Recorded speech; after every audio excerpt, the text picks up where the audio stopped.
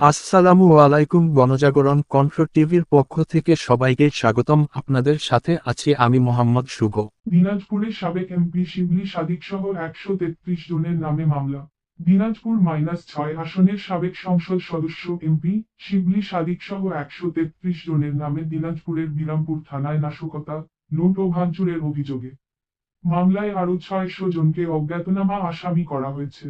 বিরামপুর থানার ভারপ্রাপ্ত কর্মকর্তা পরিদর্শক সুব্রত কুমার সরকার মঙ্গলবার ১০ই সেপ্টেম্বর এসব তথ্য নিশ্চিত করেন। ভারপ্রাপ্ত কর্মকর্তা বলেন, সোমবার ৯ই সেপ্টেম্বর বিরামপুর উপজেলার দক্ষিণ মুকুন্দপুর গ্রামের আব্দুস সামাদের ছেলে মো. গোলাপ হোসেন বাদী হয়ে মামলাটি করেন।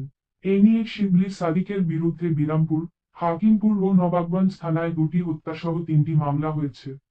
সর্বশেষ মামলার অন্যান্য আসামির মধ্যে রয়েছেন বিরামপুর পৌরসভার সাবেক মেয়র মো.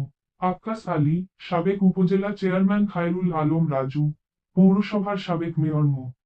লিয়াকত আলী টুটুল, ইউপি চেয়ারম্যান আব্দুল মালেক মণ্ডল, ইউপি চেয়ারম্যান মো. রবিউল ইসলাম প্রমুখ।